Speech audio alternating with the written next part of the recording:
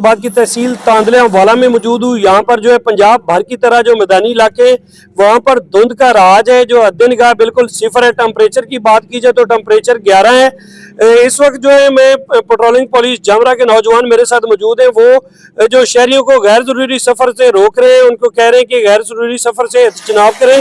और ट्रालियां जो गाड़ियां नजर हैं उनको कह रहे हैं कि अपने ऊपर स्टिकर लगवाएं जो रिफ्लेक्ट करें।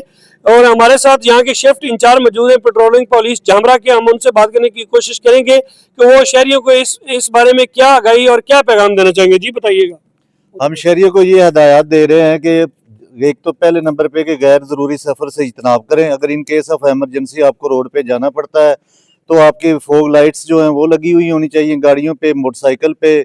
येलो पेपर्स का इस्तेमाल करें, हेलमेट का इस्तेमाल करें, बैक लाइट का खसूसी ख्याल करें क्योंकि बैक लाइट से पीछे से आने वाली गाड़ियों को पता चल सकता है कि क्या लगा हुआ है। रिफ्लेक्टर्स का जो है इस्तेमाल वो ज़्यादा से ज़्यादा करें, बैक लाइट पे फोकस करें। और उसके बाद ये है कि साइड माइरर्स का इस्तेमाल करें और इंतहाई कम स्पीड में गाड़ियों को इस्तेमाल करें, चलाएं। ज़्यादा तेज़ रफ्तारी जो है वो हादसे का सबब बन सकती है।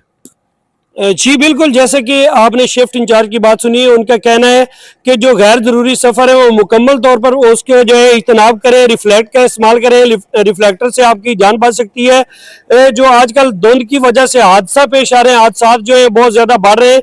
हादसा से बचें, अपनी जो है जान की हिफाजत करें और अपने बच्चों की हिफाजत के लिए, उनके रिज़्क की हिफाजत के लिए आप लोगों को गैर जरूरी सफर से जो है इज्तनाब करना चाहिए। और पेट्रोलिंग पुलिस का ये ऐसा इक़दाम है कि ये गाड़ियों को, मोटरसाइकिलों को रोक कर ये ब्रीफिंग दे रहे हैं कि अपने आप को महफूज रखें। जी।